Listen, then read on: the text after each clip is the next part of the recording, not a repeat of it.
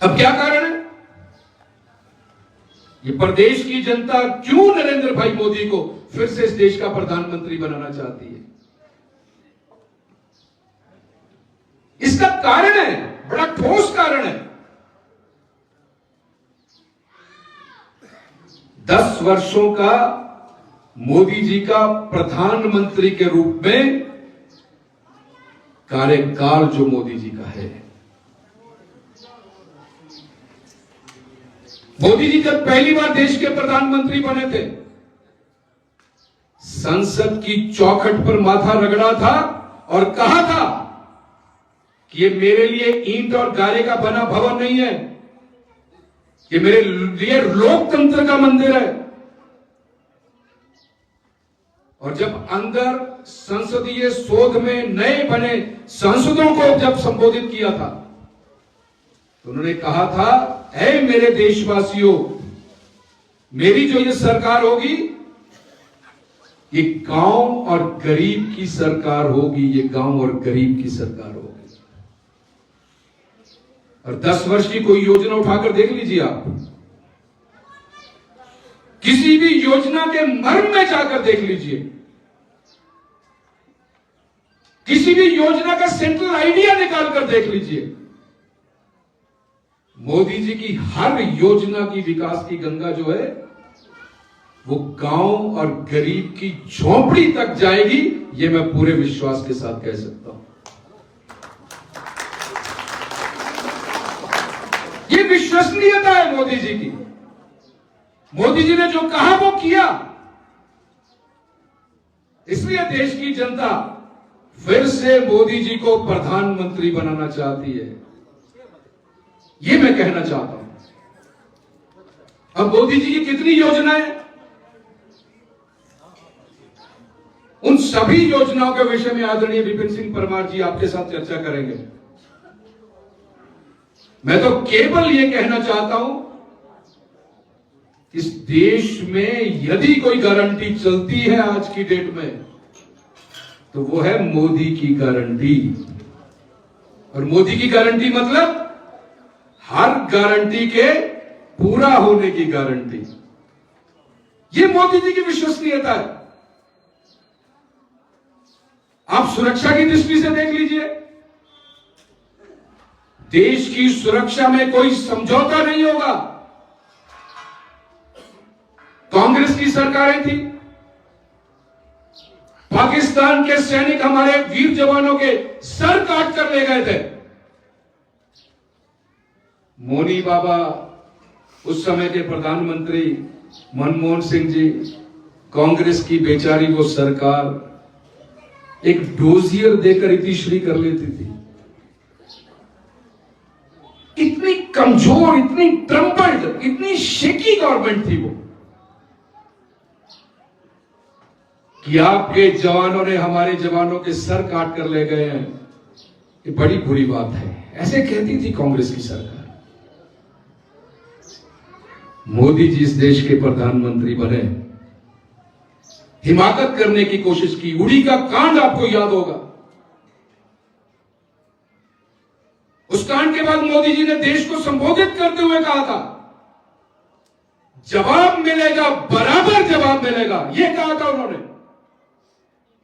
और 10 दिन के अंदर अंदर हमारे वीर कमांडोज 5 किलोमीटर पाकिस्तान की सरहद के अंदर घुसकर आतंकियों के अड्डे ध्वस्त करके सकुशल अपने देश में वापस आ गए। ये स्वाभिमान आज भारतवर्ष का है। यह है मोदी का करिश्मा। कोई समझौता नहीं देश की सुरक्षा के साथ। देश की संस्कृति को देख लीजिए, 500 वर्षों से हमारी आस्था के प्रतीक रामलला टेंट में रहे, सर्दी झेली, बरसात झेली, गर्मी झेली, लेकिन कांग्रेस सरकार की कान में जूं तक नहीं रहेंगी मित्रों, जूं तक नहीं रहेंगी। क्या कारण था? तुष्टीकरण की राजनीति। Politics of appeasement. करोड़ों हिंदुओं की आस्था से खिलवाड़ कर दिया कांग्रेस की सरकार ने। देवदूत नरेंद्र भाई मोदी देश के प्रधानमंत्री बने बिना किसी खून खराबे के, सबके सलाह मशवरे से भव्य राम मंदिर का निर्माण अयोध्या में करके दिखा दिया और करोड़ों हिंदुओं की आस्था के प्रतीक रामलला आज भव्य मंदिर में विराजमान है और विश्व का सबसे ऐतिहासिक दर्शनीय स्थल बन गया है अयोध्या। 2 महीने में 5 करोड़ श्रद्धालु दर्शन कर चुके हैं। यह है अपनी संस्कृति को सजोने का जज्बा। ये कोई कर सकता है तो केवल नरेंद्र भाई मोदी कर सकता है। इसलिए देश की जनता तीसरी बार नरेंद्र भाई मोदी को प्रधानमंत्री बनाना चाहती है। और अंत में एक और बात कहूंगा, मातृशक्ति यहां बैठी है, बड़ी अधिक संख्या में बैठी है। बेटी के जन्म से लेकर जीवन के अंतिम पड़ाव तक जितने पड़ाव हमारी बेटी पार करती है, नरेंद्र भाई मोदी उस बेटी के हर पड़ाव में भाई बनकर, बेटा बनकर, पिता बनकर उसके साथ खड़ा है। यह है नरेंद्र भाई मोदी का व्यक्तित्व। बेटी का जन्म होता है, बेटी बचाओ बेटी पढ़ाओ योजना नरेंद्र भाई मोदी लेकर आ जाते हैं। बेटी स्कूल जाती है, नरेंद्र भाई योजना, मोदी की योजना पहले से वहां है। बेटी कॉलेज में पढ़ती है, उस बेटी को प्रोत्साहन देने के लिए वजीफा नरेंद्र भाई मोदी देते हैं। बेटी की शादी होती है, नरेंद्र भाई मोदी शगुन लेकर उस बेटी के घर में पिता बनकर, भाई बनकर, बेटा बनकर खड़े हो जाते हैं। बेटी गर्भवती होती है तो जच्चा बच्चा की सुरक्षा के लिए नरेंद्र भाई मोदी की कितनी योजनाएं पर साथ खड़ी है। तो जीवन के हर पड़ाव में बेटी के साथ नरेंद्र भाई मोदी खड़े हैं। कितना स्नेह, कितना प्यार, कितना आशीर्वाद और कितनी श्रद्धा बेटियों के प्रति मोदी जी के मन में है। इसलिए पूरे देश की नारी शक्ति और इस प्रदेश की मातृशक्ति ये निर्णय कर चुकी है कि मोदी जी को तीसरी बार फिर से प्रधानमंत्री बनाना है। जिसके सर पर मातृशक्ति का आशीर्वाद हो वो भला कैसे रुक पाएगा। तो मित्रों, ये मैं देश की और प्रदेश की परिस्थिति आपको बता रहा हूं। कमी रहेगी तो हम में रहेगी। मुझे ये दायित्व इन बड़े नेताओं ने जो दिया है,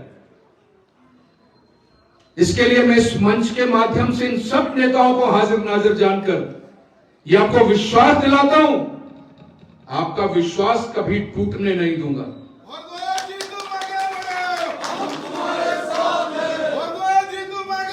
कार्यकर्ता अपने प्रतिनिधि से क्या चाहता है मुझसे भली भांति कोई नहीं समझ सकता। कार्यकर्ता की क्या इच्छा है मुझसे भली भांति कोई नहीं समझ सकता, क्योंकि मैं आपके बीच से निकल कर आया हूं। कभी आपका सर नीचा नहीं होने दूंगा।